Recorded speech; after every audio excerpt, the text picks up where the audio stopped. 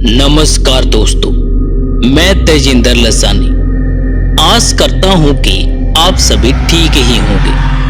तो दोस्तों, आज फिर आपके लिए एक नई कहानी लेकर हाजिर हूं, जिसका नाम है अजीबोगरीब खेल।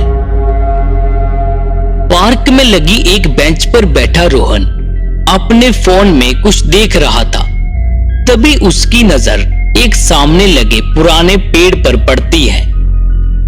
पेड़ की डालियों पर एक नहीं, दो नहीं, बल्कि कई सारे टेडी बियर लटक रहे थे। कुछ छोटे, कुछ बड़े, कुछ नए, कुछ इतने पुराने थे कि उनकी रुई तक उधड़ चुकी थी। ये नजारा अजीब था, क्योंकि पास में कोई मेला या बच्चों का इवेंट नहीं था। रोहन को थोड़ी उत्सुकता हुई। वह उठा और पेड़ की ओर चला। पास जाकर उसने देखा कि हर टेडी बियर पर एक छोटा सा टैग बंधा हुआ है। रोहन एक टैग पर लिखा हुआ पढ़ता है, क्या तुम खेलना चाहोगे? ये देखकर रोहन को थोड़ा अजीब लगा, पर उसने सोचा कि ये किसी शरारती बच्चे का काम हो सकता है। तभी उसकी नजर पेड़ के तने पर पड़ती है, जहां एक टेडी बियर उसको पड़ा हुआ दिखाई देता है और उस पर भी एक टैग लगा था, जिसमें लिखा था नियम नंबर 1, अकेले खेलो। रोहन को ये कुछ डरावना सा लगा। उसने सोचा कि ये किसी अजीब खेल का हिस्सा है। वह वहां से जाने ही वाला था कि पास की एक झाड़ी से सरसराहट की आवाज आई। उसने देखा वहां एक टेडी बियर पड़ा था और उस पर एक टैग लगा हुआ था, जिस पर लिखा था नियम नंबर 2, मुझे ढूंढो। रोहन को लगा कि ये कोई सिक्वेंसर हंट जैसा है। वह थोड़ा सा हंसा और टेडी बियर को उठाने के लिए झुका। जैसे ही उसने टेडी बियर को छुआ, उसे एक ठंडी सी महसूस हुई, जैसे उसने बर्फ को छू लिया हो। और फिर एक धीमी सी धमघुटी सी हंसी रोहन के कानों में सुनाई देती है।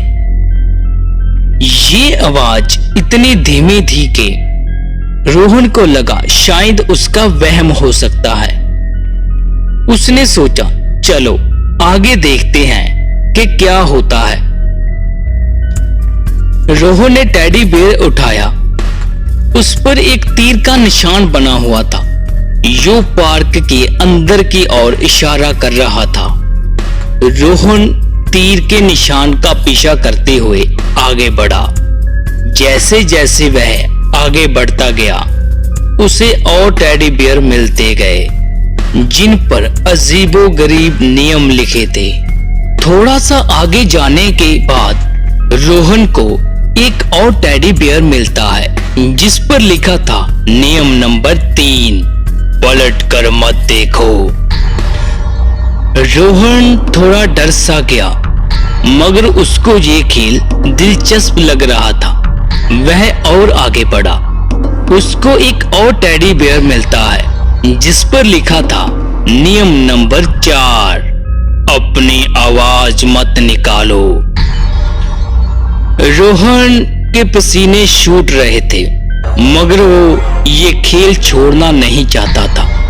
वह थोड़ा सा और आगे बढ़ता है। उसको एक और टेडी बियर मिलता है, जिस पर लिखा था नियम नंबर 5, अगर तुमने मुझे देखा तो मैं भी तुम्हें देखूंगा। अब रोहन के कानों में वह हंसी की आवाज थोड़ी तेज सुनाई देती है। उसे लगा जैसे उसके कोई कदमों का पीछा कर रहा है, लेकिन जब रोहन रुकता, आवाज बंद हो जाती।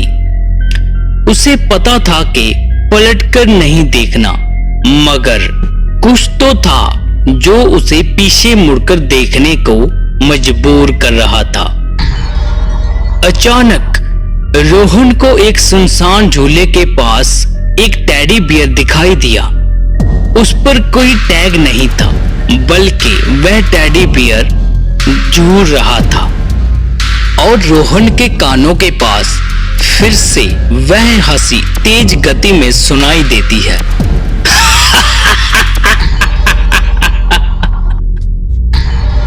ये सुनकर रोहन डर के मारे में कांपने लगा।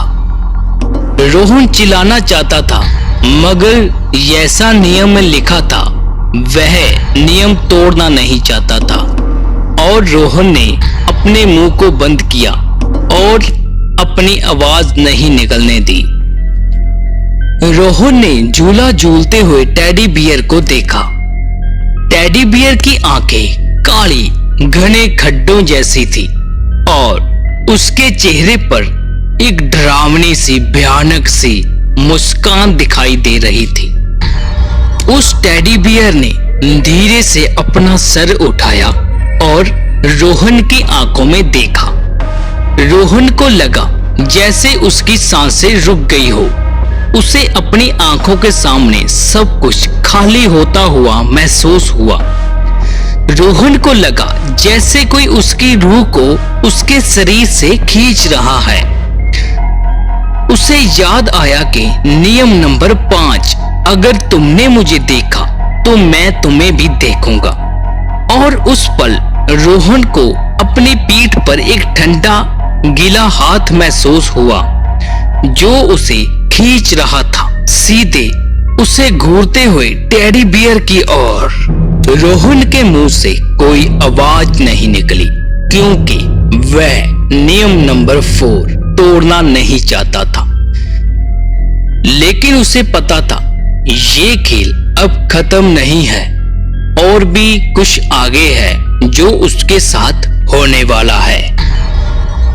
रोहन को लगा जैसे उसका शरीर उसका नहीं रहा। टेडी बियर की काली खाली आंखें उसे घूर रही थी और उसकी रूह को निचोड़ रही थी। उसे महसूस हुआ कि उसका अपना शरीर ठंडा पड़ रहा है, ठीक वैसे जैसे उसे टेडी बियर छूने पर महसूस हुआ था। रोहन के हाथ पैर जमने लगे और उसकी आंखें खुली की खुली रह गई। वह अब उस झूले के पास स्थिर लेटा हुआ था।